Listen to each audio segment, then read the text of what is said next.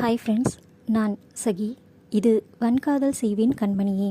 அத்தியாயம் 30. காற்றோடு கலந்த உன் சுவாசத்தை தான் விடாமல் சுவாசிக்கிறேன் என நினைக்கையிலேயே இன்னும் 2 மடங்கு அதிகமாக என் இதயம் ஆக்சிஜனை கேட்கிறது. நீயே என் சுவாசமானாய் பெண்ணே. 10 நாட்களாய் ஹோட்டல் திறக்கும் வேலைகளில் அலைந்து கொண்டிருந்தான் இன்பன். சிறியதுமல்லாமல் பெரியதாகவும் இல்லாமல் அளவோடு இருந்த அந்த ஹோட்டலை ஆரணிக்கு பார்த்ததுமே பிடித்தது. அவளை அழைத்து போய் காட்டிய பிறகே லீஸ் போட்டு பணத்தை கொடுத்தான். அவனுடன் செந்திலும் நடராஜனும் உடன் சென்று கையெழுத்து போட்டனர். மேல் செலவுகளுக்கு என அவனை அழைத்து போய் அக்கவுண்டில் இருந்து பணத்தை எடுத்து கொடுத்தாள் ஆரணி. இருக்கைகள், மேசை என எல்லாம் பார்த்து பார்த்து வாங்கவே அவனுக்கு நேரம் போதவில்லை. மொத்தமாய் ஆன்லைனில் ஆர்டர் போட்டுக்கொள்ளலாம் என அவள் கூறிய போது, நம்ம கையால் பார்த்து வாங்குற மாதிரி வருமா என்று அவனே அலைந்தான். அலுவலகத்தில் ஆரம்பிக்கும் ப்ராஜெக்ட் முடியும் நேரம் என்பதால் அவளுமே கொஞ்சம் பிஸியாக இருந்தாள். அவள் மாலையில் வரும்போது அழைத்து போக வரும் அவன் முகமே வாடி கிடந்தது. முடியலன்னா விடுங்க, ஏன் கஷ்டப்படுறீங்க, நானே வந்துக்கிறேன் என்றாள். முடியல தான், ஆனால் எவ்வளோ அலுப்பாக இருந்தாலும் நீ இப்படி உரசிக்கிட்டே உட்காந்து வரும்போது நல்லா சார்ஜ் ஏற்றின மாதிரி ஜிவ்வுன்னு இருக்குது. எக்ஸ்ட்ரா எனர்ஜியாக வேலை செய்யலாம்ல, அதான் என்றான் குறும்பாக. வர வர காதல் மன்னனாக மாறிட்டு வரீங்க, சிரித்து கொண்டாள் அவள். கடத்திறப்புக்கு நல்ல நாள் பார்த்துட்டிங்களா? அது என்ன நல்ல நாள்? அப்போது இன்னைக்கு கெட்ட நாளா கேட்டான். இப்படி கேட்டா என்ன சொல்கிறது? ஒரு நல்ல விஷயம் பண்ணுறப்ப நல்ல நாள் பார்க்கறது தானே முறை. எனக்கு இந்த முறை கரையெல்லாம் தெரியாது. நீ பார்த்து ஒரு நாள் சொல்லு, அது போதும். அது எப்படிப்பட்ட நாளாக இருந்தாலும் சரி என்று விட்டான். நான் சொன்னா போதுமா என்றாள். ஏண்டி, எவனோ ஒருத்தன் டிவியில் உட்காந்து இன்றைய நாள் நல்ல நாள் அப்படின்னு சொல்லுவான், அதை கேட்டுக்கணும். என் பொண்டாட்டி சொன்னால் கேட்டுக்க மாட்டேனா என்ன என அவன் கூறி முடிக்க வீடு வந்திருந்தது. சரி, நான் பார்த்துட்டு சொல்கிறேன் என அவள் இறங்கி போக கைப்பற்றி இழுத்தவன், ரொம்ப டயர்டாக இருக்குடி, நைட் வர லேட் ஆகும், லேசாக சரக்கு சாப்பிட்டுக்கிறேன் என்றான் மெல்லிய குரலில். விழி விரித்து அவனை பார்த்தவள் சரி என்பதாய் தலையசைத்தாள். நைட் லேட் ஆகும், தூங்கிடாத, எனக்கு நீயோ வேணும் என்றான் இரக்கமாக. அதற்கும் சரி என தலையசைத்தவள் அப்படியே நிற்க ஒரு தலையசைப்புடன் கிளம்பிவிட்டான். இன்பா குடித்து பல நாட்கள் ஆகியிருந்தது. அவர்களுக்கு இருந்த கலவரத்தில் அதை கவனிக்க தவறியிருந்தாள் ஆரணி. ஆனால் இன்று ஏன் குடிப்பதற்கு அவளிடம் அனுமதி கேட்கிறான் என்றுதான் அவளுக்கு தெரியவில்லை. வேலைகளை எல்லாம் முடித்துவிட்டு அவன் வீட்டுக்கு வர இவள் படுத்திருந்தாள். ஆனால் உறங்கவில்லை. அவன் வந்ததும் குளித்துவிட்டு வந்தவன் உணவு பரிமாறப் போனவளை தடுத்து பிடித்து மெத்தைக்கு தூக்கி வந்தான். இன்பா, சாப்பிடாம என்ன இது? அவள் பதற, இன்னைக்கு சாப்பாடு வேணாம்டி, நீ மட்டும் போதும் என கூறியவன் மெதுவாக அவளை ஆளத் துவங்கினான். இன்பா, சாப்பிடுங்க, குடிச்சிட்டு வெறும் வயிற்றோட படுக்கக்கூடாதுன்னு சொல்லுவாங்க. அவன் செய்கையில் நெளிந்து கொண்டே தடுமாறினாள். ஆரணி, ப்ளீஸ் டி, அவன் கெஞ்சலாக கேட்க அதற்கு மேல் அவன் ஆர்வத்திற்கு அணை போட முடியாமல் ஒத்துழைத்தாள். அன்றைய முதல் நாள் இரவிற்கு பிறகு இன்றுதான் கொஞ்சம் வன்மையாக நடந்து கொண்டது போல் அவளுக்கு தெரிந்தது. கிஸ் பண்ணிக்கிட்டுமா அவன் கேட்க அவளே அவனது இதழில் பதித்தாள். அவன் தேவை மொத்தமும் தீர்ந்ததும் தேங்க்ஸ் ரீ என்றபடி விலகி படுத்துக்கொண்டு அவளை கைவளவில் வைத்துக்கொண்டு அமைதியாக இருந்தான். என்னாச்சு இன்பா? அவள் கேட்க நெஞ்சோடு இறுக்கி அணைத்து உச்சியில் முத்தமிட்டான். என்னாச்சு? அவள் மீண்டும் கேட்க பயமா இருக்குடி என்றான். சட்டென திகைத்தவள், இது இன்பாதானா? ஒரு நொடி அவன் முகம் பார்க்க அதில் குழப்பம் சூழ்ந்திருந்தது. இவனுக்கு பயப்படக்கூட தெரியுமா என்றுதான் பார்த்து வைத்தாள். அவனிடம் இருந்து மெல்ல விலகியவள் அவனுக்கும் கை கொடுத்து எழுப்பிவிட இருவரும் எழுந்து நின்றனர். அவன் வழக்கமாக நிற்கும் இடமான ஜன்னலோரம் சென்று நின்றவள் அவனை கை நீட்டி அழைக்க சட்டென அவள் கைகளுக்குள் புகுந்து கொண்டான். அவன் தலை கோதி என்ன ஆச்சு என்று கேட்டாள். ஒரு நெடுமூச்சை இழுத்து விட்டவன், நான் பண்ண தப்பு உன்னை பாதிக்குமோன்னு பயமா இருக்குடி என்றான். எதை சொல்றீங்க? அந்த தியாகமூர்த்தி உன்னை தூக்க பிளான் பண்ணியிருக்கான். இது எப்போ? அவள் கேட்க, எனக்கு தெரிஞ்ச ஒருத்தன் சொன்னான். அவனுக்கு என்னால் ஏதோ காரியம் ஆகணுமா, நான் போகாததுனால உன்னை தூக்கி வச்சு என்னை பணிய வைக்கலான்னு நினைக்கிறான். அதுக்காக ஆரணி, நான் ஒரு தடவை கடைசியாக போய் செஞ்சு கொடுத்துட்டு வந்துட்டுமா, அதுக்கப்புறம் நம்ம வழிக்கே வரமாட்டான். உங்களுக்கு என்ன பைத்தியமா பிடிச்சிருக்கு? நீங்கள் வழிக்கு வருவீங்கன்னு தான் தெரிஞ்சா திரும்ப திரும்ப அதையே செய்ய மாட்டானா என்றால் கோபமாக. தெரியுதுடி, ஆனால் உன்னை என்றவனுக்கு அதற்கு மேல் பேச வார்த்தைகள் வராமல் போக அவளை இறுக்கி அணைத்து கொண்டான். மாமா, குலைக்கிற நாய் கடிக்காதுன்னு சொல்லுவாங்க. நீங்கள் பயப்பட மாட்டீங்கன்னு தெரிஞ்சா அவன் அப்படி யோசிக்க கூட மாட்டான். உன்னால் ஒன்றும் பண்ண முடியாதுன்னு சொல்லிட்டு வாங்க என்றாள் உறுதியாக. என்னால் முடியலடி, உன்னை வச்சு எந்த ரிஸ்க்கும் எடுக்க நான் தயாராக இல்லை என்றான். நீங்களா இப்படி பேசுறீங்க? ஏன் இவ்வளவு நாள் இருந்த திமிரும் தைரியமும் எங்கே போச்சு? என்னை வச்சு உங்களை பிளாக்மெயில் பண்ணால் ஒத்துக்குவீங்கன்னு அவ்வளோ பலமீனமானவனா நீங்கள்? உங்ககிட்ட நான் இதை எதிர்பார்க்கல. நீங்கள் ஒன்றும் பயந்து போய் இந்த தொழிலுக்கு வரலை. பிடிக்காம தான் இந்த தொழிலை விட்டுட்டு வேறு வேலை செய்கிறீங்க. அதை ஞாபகத்தில் வச்சுக்கோங்க. எனக்கு புரியாமல் இல்லடி, ஆனால் எதுக்கு தயங்குறீங்க? உன்னால தான். உனக்கு எதுவும் ஆகிடுமோன்னு தான். அதுக்காகத்தான் புனிதா கல்யாணத்துக்கு கூட தனியாக அனுப்ப தயங்கினேன். உன்னால தான் பயந்து போய் இவ்வளவு நாள் தொடாத சரக்க இன்னைக்கு குடித்தேன். என் பயத்தை பார்த்தா எனக்கே பயமாக இருக்குது. நீ என் கூட இல்லாமல் இருந்தால் எந்த கொம்பனும் என் முன்னாடி நிற்க முடியாது. ஆனால் அவள் கன்னங்களை தாங்கி கொண்டவன், எனக்கு உன்னை அவ்வளோ பிடிக்குண்டி என்று மெத்தையில் சென்று அமர்ந்து கொண்டான். அவன் தன்னால் கோழையாகி கொண்டிருக்கிறான் என்று சொல்லாமல் சொல்லியது போல் ஆரணிக்கு தோன்றியது. அவ்விடத்தை விட்டு அசையாமல் அப்படியே நின்றிருந்தாள். சற்று நேரத்தில் அவள் பெயரை சொல்லி புலம்பிக் கொண்டே உறங்கியிருந்தான் இன்பா. வெகு நேரம் அப்படியே நின்று யோசித்தவள் ஒரு முடிவு எடுத்தவளாக சென்று அவனுடன் படுத்து கொண்டாள். காலையில் இன்பன் கண் விழித்தது அவனது அலைபேசி அலறலில் இருந்துதான். ஃபோன் ஒலிக்க துவங்கியதும் கண்ணை சுருக்கி எடுத்து பார்த்தவன் அதில் தியாகமூர்த்தி நம்பர் வரவும் புருவ முடிச்சுடன் எழுந்து அமர்ந்து ஃபோனை காதில் வைத்தபடியே பக்கத்தில் பார்த்தான். அவன் பக்கத்தில் அவள் இல்லை. எங்கே சென்றாள்? தேடிக்கொண்டே இருக்க அந்த பக்கம் தியாகமூர்த்தி குரல் கேட்டது. என்ன தம்பி, உன் பொண்டாட்டியை தேடுற போல என்றார் சிரித்தபடியே. அதில் துணுக்குற்றவன், ஆரணி எங்க என்றான் அழுத்தமான குரலில். எல்லாம் நம்மக்கிட்ட தான்ப்பா இருக்கு, நீ வேகமா வா என்றார். இங்கே பாருங்க, பிரச்சனை நமக்குள்ள. என் பொண்டாட்டி மேலே கை வைக்க நினச்சிங்க, பழைய இம்பாவை பார்க்க வேண்டி வரும். அதையும் தான் பார்க்கலாமே, நீ முதல்ல கிளம்பி வா என்றவர் வைத்து விட்டார். எதற்கும் இருக்கட்டும் என அவள் போகும் இடமெங்கும் சென்று அவளுக்கு தேடி பார்த்தான். எங்கும் காணாமல் போக அடிப்பட்ட சிங்கமாய் அவன் கோபம் தலைக்கேறியது. இனி தாமதிக்கக்கூடாது என்று எம்எல்ஏ அலுவலகத்திற்கு சென்றான். இவனை கண்டதும் பெரிதாக குரல் எடுத்து சிரித்தவர், வா வா இன்பா என வரவேற்றார். அவர் ஆர்ப்பாட்டம் எல்லாம் கூர்மையாக கவனித்து கொண்டே வந்தவன் முகத்தில் கொஞ்சம் கூட பயம் இல்லை. அவனை கண்ட தியாகமூர்த்தி, அட புருஷன் பொண்டாட்டினா இப்படி இல்லை இருக்கணும். இன்பா, நீ சிங்கம்னா உன் பொண்டாட்டி பெண் சிங்கம். எப்படி ஒரு நிமிர்வு, முகத்தில் கொஞ்சம் கூட பயரேகையே இல்லை என்றார். எங்கவ அடக்கப்பட்ட கோபத்துடன் கேட்டான். அவர் பேசாமல் இருக்கவும், இப்போ சொல்ல போறியா இல்லையா? அவரை அடிக்க பாய்ந்திருந்தான். அதற்குள், இன்பா அவரை விடுங்க என குரல் கேட்க அந்த குரல் வந்த திசை நோக்கி அவன் பார்வை சென்றது. அங்கே ஆரணி நின்றிருந்தாள். கண்களால் ஒரு முறை அவளை உச்சி முதல் பாதம் வரை அவசரமாக தழுவினான். ஒன்றுமில்லை, அப்படியேதான் இருக்கிறாள். அதை கண்டதும் நிம்மதி பெருமூச்சொன்று தானே வெளியே வந்தது. இன்பா, அவர் தோளை தொட்டான் தியாகமூர்த்தி. நீங்கள் 2 பேருமே ஜாடிக்கேற்ற மூடிதான்ப்பா. சும்மா சொல்லலை, உன் பொண்டாட்டி உண்மையிலேயே பெண் சிங்கம்தான்.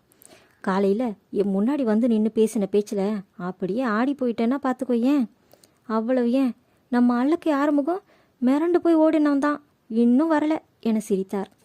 இன்பா ஆரணியை புரியாமல் பார்த்து வைக்க அவன் பார்வையை தவிர்த்தாள் பெண். நடந்தது இதுதான்.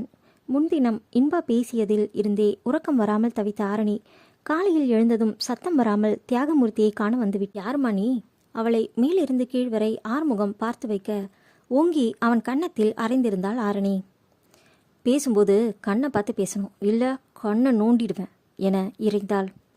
அவள் சத்தம் கேட்டு மற்றவர்கள் பார்க்க, என்ன சத்தம் அங்க என தியாகமூர்த்தியே வந்து பார்த்தார். யார் மணி, என்ன வேணும் என கேட்க, இன்பசாகரம் பொண்டாட்டி ஆரணி என்றால் அதிரடியாக. எல்லாரும் ஆள் ஆளுக்கு பார்த்து வைக்க என்ன நினைத்தாரோ, வாமா உள்ளவா என அழைத்தார். அவரது அலுவலக அறை உள்ளே சென்று அமர்ந்தவளிடம், என்னம்மா ஏதாவது வேணுமா என கேட்டார். ஒரு முறை அந்த அறையை நோட்டம் விட்டவள், உங்ககிட்ட பேசணும் அதான் வந்தேன் என்றாள். சொல்லுமா என்றார். இன்பா உங்ககிட்ட வேலை செய்யலைன்னு என்னை கடத்தி பிளாக்மெயில் பண்ண நினைச்சிங்களா என்றாள் நேரடியாக. அவளின் நேரடி கேள்வியில் திகைத்து போனவர், அப்படி எதுவும் இல்லையம்மா என மறைக்க பார்க்க அவளோ அதை நம்ப மாட்டேன் என்னும் பாவனையில் இருந்தாள். நீங்கள் உங்களால் முடிஞ்சது என்ன வேணால் பண்ணுங்க, ஆனால் உங்கள் மிரட்டலுக்கெல்லாம் நானே பயப்பட மாட்டேன். அப்புறம் என் புருஷனை சொல்லவே வேண்டாம் என்றாள் கை கட்டி. அப்புறம் ஏம்மா இங்கே வந்த? சரியாக பாயிண்ட் செய்து கேள்வி கேட்டார். அது எதுக்குண்ணா, நீங்கள் எப்போ என்னை கடத்துவீங்கன்னு நான் யோசனையில் இருக்கேனா அது என் புருஷனை ரொம்ப டிஸ்டர்ப் பண்ணுது. அதனால் வேலையை செய்ய கொஞ்சம் இத்தினோண்டு டென்ஷன் ஆகுறாரு. அது எனக்கு பிடிக்கல. இப்போ நீங்கள் என்ன செய்கிறீங்க? என்னை இங்கேயே பிடிச்சு வச்சுக்கோங்க. அவர் வந்து கூட்டிகிட்டு போவார். இன்றைக்கே இதை முடிச்சுக்கலாம். சும்மா வளவளன்னு இழுத்துக்கிட்டு என சலிப்பாக கூறினாள். அவள் பேசியதை பொறுமையாக கேட்ட தியாகமூர்த்தி பலமாக சிரித்தார். என்னை இப்போவே கடத்தி வச்சுக்கோங்கன்னு சொல்கிற பொண்ணை இப்போதாம்மா பார்க்குறேன். சும்மா சொல்லக்கூடாது. நல்ல தெளிவான தைரியமான பொண்ணை தான் இன்பா கல்யாணம் பண்ணியிருக்கான். எனக்கு இன்பாவை பிடிக்குமா? அவன் தைரியம் எவ்வளோ காசு கொடுத்தாலும் இங்கே எவனுக்கும் வராது. வீரம் இங்கே இல்லைம்மா, இங்கே இருக்கணும் என நெஞ்சை தொட்டு காட்டினார். அது இன்பா கிட்ட நிறையவே இருக்குது. அவனை விட எனக்கு மனசு இல்லை. காசு பணமெல்லாம் கொடுத்து அவனை நெருங்க முடியாது. அதான் உன்னை வச்சு அவனை திரும்ப வர வைக்கலான்னு நினச்சேன். அது அவனை மிரட்டியெல்லாம் இல்லை. பொம்பளை மனசு பணத்தாசை காட்டி வழிக்கு கொண்டு வரலாம்னு நினச்சேன். ஆனால் என் புருஷன் நிம்மதி தான் முக்கியம்னு வந்து நிற்கிற. உன்கிட்ட அதெல்லாம் செல்லுபடி ஆகாதுன்னு தெரிஞ்சுக்கிட்டேன். நீயும் அவனும் சந்தோஷமாக இருங்க. இரு, இன்பனுக்கு ஃபோன் பண்ணி வர சொல்கிறேன் என கூறியவர் ஃபோன் செய்திருந்தார். இன்பன் மனைவியை பார்த்தபடி இருக்க, உன் பொண்டாட்டி உனக்கு பொக்கிஷம் மாதிரி இன்பா. 2 பேரும் நல்லா இருங்க. ஏதோ ஹோட்டல் திறக்கிறதா சொன்னாங்க. என்னைக்குன்னு சொல்லு, ஊரில் இருந்தா வரேன். இவன் தலையை மட்டும் அசைக்க, இன்னும் என்னப்பா என் மேலே கோபமா என சிரித்தார். அவரை பார்த்து தலையை மட்டும் மாட்டியவன் வா என மனைவி அழைக்க அவனிடம் வந்தாள். இருவரும் கிளம்பி வீடு வந்து சேர்ந்தனர். வீட்டிற்கு வந்தும் எதுவும் பேசினான் இல்லை. அவளும் பேசாமல் தனது உடைகளை பையில் அடுக்கிக் கொண்டிருந்தாள். பொறுமை இழந்தவன் அவளது முழங்கையை பற்றி நிமித்தினான். என்ன பண்ணுற? சித்தப்பா வீட்டுக்கு போகிறேன். எதுக்கு? உங்கள் கூட இருந்து உங்களை கோழையாக்க எனக்கு விருப்பம் இல்லைன்பா. என் புருஷன் அடிதடின்னு போகக்கூடாதுன்னு நினச்சேனே தவிர எது நடந்தாலும் கையை கட்டி வேடிக்கை பார்க்கணும்னு நினைக்கல. அப்படி நான் உங்களை மாற்றி இருந்தா. அவனை பற்றி இழுத்து நெற்றியில் முத்தமிட்டவள் சாரி என்றாள் அவன் ஸ்டைலில். அவளை இமைக்க மறந்து பார்த்தவன் முகம் பற்றி கன்னம் இரண்டிலும் மாறி மாறி முத்தமிட்டான். தேங்க்ஸ் என்னும் விதமாக. அவன் முத்தமிடம் துவங்கியதும் கண்ணை மூடிக்கொண்டவள் அப்படியே இருக்க, நீ ஒரு மாஸ்டர் பீஸ்டி. என் பொண்டாட்டி கெத்து காட்டியிருக்கா. அவளை போய் தனியாக விடுவேனா என இருக்க கட்டி கொண்டான். அவள் பேசாமல் இருக்கவும் முகம் நிமிர்த்தி நெற்றியில் முத்தமிட்டு நேற்று பேசினதுக்கு என்றான் மன்னிப்பாக. அவள் லேசாக புன்னகைக்க, அப்புறம் இங்கே சித்தப்பன் வீட்டுக்கு போகிறேன், வேலையெல்லாம் வச்சுக்காத, கொண்டு புதைச்சிடுவேன் என்றான் மிரட்டலாக. அவளோ உன் மிரட்டலுக்கெல்லாம் பயப்படும் ஆள் நான் இல்லை என்பது போல இருந்தாள். நிஜமாதான் போக போறியா? சந்தேகமாக கேட்டு வைக்க, போய அந்த பக்கம் என அவனை தள்ளிவிட்டு தங்களது அறைக்கு சென்று விட்டாள். இவ இருக்காளே என்னை நினைத்தவனுக்கு சிரிப்பு தான் வந்தது. அத்தியாயம் 31. என் இரவுகள் எல்லாம் உன்னை கேட்டு கெஞ்ச, நானோ என்னையே கேட்டு கெஞ்சி கொண்டிருக்கிறேன் உன்னிடம். கொடுத்து விடாதே. என் கெஞ்சல் இரவுகள் எல்லாம் உன்னை கொஞ்சம் இரவுகளாக மாறிப்போகும். கடை திறக்கும் நாளும் வந்தது. எல்லோரையும் கூப்பிட்டு கும்பலை ஏற்படுத்தாமல் சிலரை மட்டும் அழைத்திருந்தான் இன்பன். வீட்டினர் யாரையும் அழைக்கவில்லை. அவர்களாகவே வந்திருந்தனர். அவன் கோபமாக அவர்களை பார்க்கும்போது, நான் தான் கூப்பிட்டேன் என்றாள் ஆரணி. ஏண்டி, ஏதாவது ஏழ்ரை இழுத்து விட்டு போகிறதுக்கா என்றான் கோபமாக. அதுக்காக சொந்த பந்தம் இல்லாமல் அனாதைகள் மாதிரி இருக்கவா அவளும் கேட்டாள். என்னவோ பண்ணு, ஆனால் உன் நிம்மதி முக்கியம் என்று கூறிவிட்டு போய்விட்டான். அங்கு வந்த செந்திலோ, நீ செஞ்சதுதாம்மா சரி என்றார். அவன் கூப்பிடாமல் விட்டாலும் நீ கூப்பிட்டதுனால இப்போ எல்லோருக்குமே சந்தோஷம் என்றார். ஹோட்டலுக்கு அட்வான்ஸ் கொடுக்கும் முன் ஆரணி பார்த்தது. அதன் பிறகு இன்றுதான் பார்க்கிறாள். நல்லபடியாக மனதிற்கு திருப்தியாக இருந்தது. கடையை வலம் வந்தவள் ஓரிடத்தில் நின்றாள். எங்கேயோ பார்த்த மாதிரி இருக்கே யோசித்து கொண்டிருக்க ராதிகா அவளை அழைத்தாள். ஏண்டி, உனக்கு இது தெரியுமா? எது சித்தி? என்னடி இப்படி கேட்குற? இன்னும் அவன் இந்த பழக்கத்தை விடலையா? என்ன பழக்கம்? என்ன விடணும்? அப்போது வந்த கோகிலா, உன்னால் அவன் நல்லபடியாக இருக்கான்னு நினச்சேன், ஆனால் இப்படி அப்பாவியாக இருக்கியே பிள்ளை என்றார். என்ன பாட்டி சொல்கிறீங்க? பழசை மறந்து பேசலானால். அவளுக்கு அவர்கள் மீது ஆதங்கம் மட்டுமே இருந்ததே தவிர கோபமெல்லாம் இல்லை. ஒருவேளை அவர்கள் இடத்தில் தான் இருந்திருந்தாலும் இப்படித்தான் பேசியிருப்போமோ என யோசிக்கையில் அவர்களை பெரிதாக எடுத்துக்கொள்ள தெரியவில்லை. அங்கே பாரு, அவள் வயசு என்ன, இவன் வயசு என்ன? ஏற்கனவே அவன் கூட பழகிட்டு இருந்தா. எல்லாரும் ஊரில் பேசிக்கிட்டாங்க. சரி, கல்யாணம் ஆனதும் எல்லாத்தையும் மறந்துட்டு ஒழுங்காக இருப்பான்னு நினச்சா இப்படி நடுக்கூடத்தில் கொண்டு வந்து வச்சிருக்கானே என்றார் அந்த பெண்மணியை காட்டி. இன்னும் அவர் ஏதேதோ பேசிக்கொண்டிருந்தார். ராதிகாவும் அவருக்கு ஒத்து ஊதிக்கொண்டிருந்தாள். என்ன பேசுகிறார்கள் என்று கூட கவனிக்க முடியவில்லை. அந்த அளவுக்கு தலையை வலித்தது. நெற்றி பொட்டை அழித்துவிட்டு கொண்டாள் ஆரணி. ராணிக்கு இவளை பார்க்க பாவமாக இருந்தது. அத்தை விடுங்க என பரிந்து வந்தார். ஏண்டி, நான் என்ன இல்லாததை சொன்னேன்? அவள் நல்லதுக்கு தானே சொல்கிறேன். புருஷனை கைக்குள்ளே வச்சுக்கிட்டா அவளுக்கு தானே நல்லது. அவர் பேசிக்கொண்டே இருக்க ராணி இப்படி வாங்க அப்புறமா பேசலாம் என இழுத்து கொண்டு போனார். பாட்டி யாரை சித்தி சொல்கிறாங்க? ராதிகாவிடம் கேட்டாள். அது பாரு, என்னவோ ஒட்டிக்கிட்டு வந்த உறவு மாதிரி உரிமையாக நிற்கிறாளே, அவளை தான் சொல்கிறாங்க. அவளை எல்லாம் இன்பா கூட நெருங்க விடாத. உனக்கு சித்தியா போயிட்டேன், அவ்வளவுதான் சொல்லுவேன் என கூறிவிட்டு போய்விட்டாள். அவள் போனதும் ஆரணி திரும்பி பார்க்க அந்த பெண் இன்பா தோள் தொட்டு கூப்பிட்டு ஏதோ கேட்டுக்கொண்டிருந்தாள்.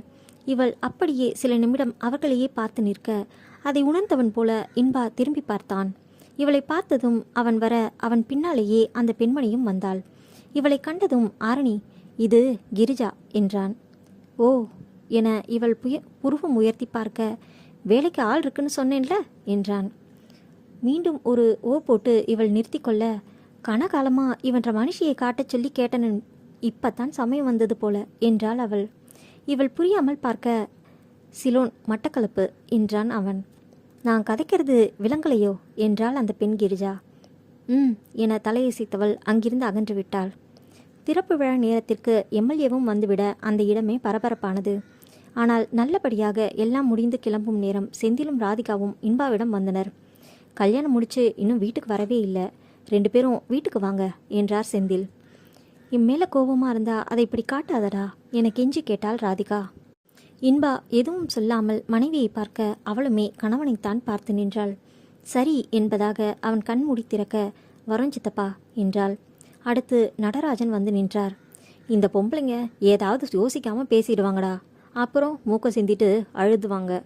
அதெல்லாம் மனசில் வச்சுக்காதடா, பிள்ளைய வீட்டுக்கு கூட்டிட்டு வா என்றார். அதெல்லாம் வேண்டாம்னா என்று பட்டென சொல்லிவிட்டான். உனக்கு வேண்டாம்னா போடா, அவ என் பேத்தி. அது போக இப்போ எனக்கு மருமக, அதனால அவ வருவா போவா, அதை நீ கேட்காத என கூறினார் கோகிலா. ஆமாம், இப்போ மட்டும் எல்லா உரிமையும் வரும். அன்னைக்கு பேசும்போது ஏதோ ரோட்டில் போகிற வரவளை பேசுகிற மாதிரி தானே பேசினீங்க, அதையெல்லாம் மறந்துடுவோமா என்றான் விடாமல். ஆரணிதான் அவன் கையை பற்றி அழுத்தி விடுங்க என்று கூறிவிட்டு, கண்டிப்பாக வரும் பாட்டி என்று மட்டும் கூறினாள். இப்போ எதுக்குடி வரேன்னு சொன்ன? அவன் காய்ந்தான். அதற்கு ஒரு முறைப்பை மட்டுமே பதிலாக கொடுத்தவள் செந்திலுடன் வீட்டிற்கு கிளம்பி வந்திருந்தாள். அனைத்தையும் ஒதுக்கிவிட்டு இன்பா வீடு வந்தபோது மனைவி கோபமாக இருப்பது அவளின் தோற்றத்திலேயே தெரிந்தது. அவனை முறைத்த வண்ணமே சுற்றி கொண்டிருந்தவளை இழுத்து பிடித்து, என்னடி என்றான். யார் அவ? என் கேர்ள் ஃப்ரெண்ட் என்றான் கூலாக. ஓ அப்படியா, சரி, நாளைக்கு எனக்கும் இதே போல் பாய் ஃப்ரெண்ட்ஸ் வருவாங்க. ஒரு கேள்வி கேட்கக்கூடாது, சரியா? அதெல்லாம் ஒன்றும் கேட்க மாட்டேன், ஆனால் அதுக்கு முன்னாடி ஒரு விஷயம் சொல்லணும் என அவளை இழுத்து கொண்டு ஜன்னலோரம் சென்றான். இப்போது அந்த இடத்தில் ஒரு சோஃபாவை போட்டு வைத்திருந்தனர். அவனுக்கு அங்கே நிற்பது பிடிக்கும் என்பதால் OLXில் வாங்கியிருந்தாள் ஆரணி. அவளோடு சென்று சோஃபாவில் சரிந்தவன் அவளை நெஞ்சின் மீது போட்டுக்கொண்டு, கிரிஜா சிலோனில் படிச்சுட்டு இருந்திருக்கு. இங்கேருந்து போன ஒருத்தனை நம்பி காதல் கல்யாணம்னு இங்கே வந்துடுச்சு. ஆனால் அவன் கொஞ்ச நாள் நல்லா ஜாலியாக இருந்துட்டு விட்டுட்டு போயிட்டான். கேம்புக்கு போக அதுக்கு பிடிக்கல. இங்கேயே ஏதாவது வேலை பார்க்கலாம்னு நினச்சப்ப எவனும் வேலை தரல. ஆனால் தினம் ஒருத்தன் வீட்டு கதவை தட்டினான். அதுக்கு பயந்து பேசாமல் அந்த தொழிலே பண்ணிடலாம்னு முடிவெடுத்துச்சு. எனக்கு பழக்கம் ஆச்சு. ஆரணி உடனே கணவனை முறைக்க, ஹேய் தப்பா இல்லடி, ஃப்ரெண்டு ஒருத்தன் மூலமாக அறிமுகமாச்சு. அப்போல்லாம் எதுவுமே தப்பில்லைன்னு ஒரு நேரம் தோணும். அப்படி பேசிட்டு இருக்கும்போது தான் தெரிஞ்சுது அதுவே வயிற்று பொழப்புக்கு அந்த வேலை செஞ்சுருக்கு. இங்கே இருக்கிற செலவனுங்க அதுக்கும் வழி விடாமல் ஓசியில் போயிருக்கானுங்க. அதை கேட்டப்ப ரொம்ப வருத்தமாக இருந்துச்சு. நான் சும்மா அடிக்கடி எவனாவது வம்பு பண்ணுறானான்னு பார்க்க போவேன். அதையே இந்த லூசு பசங்க என்னமோ நான் ரெகுலர் கஸ்டமர் மாதிரி பில்டப் பண்ணிட்டானுங்க என்றான். ஓ, அப்போ நீங்கள் யார் கூடவும்? அதற்கு மேல் பேச முடியாமல் தலை குனிந்து கொண்டாள். அவளை நிமிர்த்தி முகம் பார்த்தவன், உனக்கு இன்னும் அந்த சந்தேகம் இருக்கு என கேட்டான். சந்தேகம் எல்லாம் இல்லை, அப்படித்தான்னு முடிவே பண்ணியிருந்தேன். அது அப்படி? இப்போ? அவளுக்கு பதில் சொல்ல தெரியவில்லை. அவனுக்கு சிரிப்பு தான் வந்தது. ஏய் பொண்டாட்டி, நான் தொட்ட முதல் பொண்ணே நீதாண்டி. கடைசி பொண்ணும் நீயாக தான் இருக்கும்னு நான் நினைக்கிறேன். அது உன் கையில் தான் இருக்கு என்றான் விட்டத்தை பார்த்தபடியே. அவன் கூறியதை கேட்டதும் அவனை தோளில் அடித்தாள். சிரிப்புடனே அதனை வாங்கி கொண்டவன், ஏண்டி என்றான். அப்போ எதுக்கு அன்னைக்கு அப்படி சொன்னீங்க? எப்படி என்றான் தாடியை நீவியபடியே. என்கூட இதுதான் முதல் முறைன்னு சொன்னீங்க. ஏண்டி, ஒருத்தன் முதல் முறையே இப்படி காஞ்ச மாடு மாதிரி பாயறானே, அப்போவே தெரிஞ்சுக்க வேண்டாம் இதான் முதல் முறைன்னு? நீ என்னை வெறுப்பேற்ற கேட்ட, நானும் உன்னை வெறுப்பேற்ற சொன்னேன். சத்தியமா நீ தாண்டி முதல் முறை என்றான் அவன் தலையில் அடித்து. அவள் கையை தட்டி விட்டவள், அது சரி, அப்போ ஏன் ஊரில் எல்லாரும் உங்களையும் அவங்களையும் சேர்த்து வச்சு பேசும்போது சும்மா இருந்தீங்க? அதுக்காக பேசுகிறவங்க கிட்ட எல்லாம் போய் எனக்கும் அதுக்கும் எந்த சம்மந்தமும் இல்லைன்னு சொல்லிட்டா இருக்க முடியும்? வீட்டில் கூட சொல்லலையே, பாட்டி சித்தி கூட அப்படி தான் நினச்சிட்டு இருக்காங்க. என்னை நம்பாதவங்களுக்கு விளக்கம் சொல்லித்தான் நம்ப வைக்கணும்னு அவசியம் இல்லை. ஏன் இப்போ என்கிட்ட சொன்னீங்களே? அந்த கேள்வியில் அமைதியாக இருந்தான். என்ன? அவள் அவன் முகம் பார்க்க, அது தெரியல, உன்கிட்ட என்னால் அப்படி இருக்க முடியலை என்று விட்டான். அதற்கு மேல் என்ன கேட்பது? அவளுக்கும் தெரியாமல் அவன் மார்பில் புதைந்து கொண்டாள். அன்று சரக்கடிக்க கூட அவளிடம் கேட்டுக்கொண்டு நின்றவனை பார்க்க பார்க்க காதல் பெருகியது. ஆம், காதல்தான்.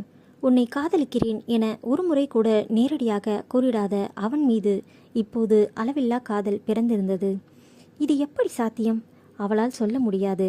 ஆனால் அத்தனை ஆழமான காதலை ஒருவன் மீது வைப்பாள் என்று உறக்கத்தில் கூறியிருந்தால் கூட நகைத்திருப்பாள் ஆரணி. ஆனால் இப்போது அப்படி இல்லை. அவளின் உயிர் ஆழம் வரை சென்று மொத்தமும் உறைந்திருந்தது அவன்தான், இன்பசாகரன். அவனன்றி ஒரு அணுவும் அசையாது அவள் உடலில் என்பது அவளுக்கு பட்டவர்த்தனமாக தெரிந்தது. இமைகள் மூடியிருக்கும் போதும் கண்ணுக்குள் வந்து சிரித்தான். அவன் ஒன்றும் பேரழகன் இல்லைதான். ஆனால் அழகு என்பதை பார்ப்பவர்களின் கண்களில்தானே இருக்கிறது. அவள் கண்வழி பார்க்கும்போது அவன் மட்டுமே அழகனாக தெரிந்தான். அடர்த்தியான புருவங்கள், எப்போதும் சுருங்கியே இருக்கும், மருந்துக்கும் சிரிக்காத உதடுகள் இப்போதெல்லாம் சிரிப்பை மட்டுமே தத்தெடுத்து கொண்டது போல இருக்கிறது. நீண்ட விரல்களால் அடர்ந்த தாடியை அவன் நீவி விடும்போது அத்தனை அம்சமாக இருக்கும். இப்படியா இவனை ரசித்து கொண்டிருக்கிறேன்? அவளுக்கே தெரியாமல் போனது. என்னடி ரொம்ப நேரமா யோசனையா இருக்க? சரி, அவங்க இப்போ அந்த வேலையை... நீ என்ன கேட்க வரேன்னு புரியுது. அதெல்லாம் விட்டு ரொம்ப நாள் ஆச்சு. ஏதாவது கல்யாண வீடு, மண்டபம் இது மாதிரி இடத்துல உதவிக்கு போகும். அதனால தான் நம்ம ஹோட்டலில் வேலைக்கு வர சொன்னேன். முதல்ல இருந்தே வந்துட்டு தான் இருக்குது. அப்போ நீங்கள் வேலைக்கு ஆள் இருக்குன்னு சொன்னது இவங்கள தானா? ஆமாம். ஏன் என்ன இவ்வளவு நாள் கடைக்கு வரவே விடலை? ஏண்டி, உன்னை கூட்டிகிட்டு போய் ரோட்டில் இருக்கிற கடையில் நிற்க வைக்க முடியுமா? நான் அதெல்லாம் பார்க்க மாட்டேன் என சிலித்து கொண்டு கூறினாள். நீ பார்க்க மாட்ட, ஆனால் என்னால் உன்னை அப்படி பார்க்க முடியாதே என்றான் அவள் மடியில் படுத்தபடியே. ஏன்? காரணம் தெரிந்தும் கேட்டாள். ஏண்டி, காலையிலேருந்து வேலை பார்த்துட்டு வந்த புருஷனை இப்படி தான் கேள்வி கேட்டுக்கிட்டே இருப்பியா? ஏன், என்ன பண்ணணும் என்றாள் அவனை புரிந்தவளாக. தெரிஞ்சுக்கிட்டே கேட்டா வாயால் பதில் சொல்ல முடியாது என மனைவியை இழுத்து அணைத்து கொண்டான் இன்பசாகரன்.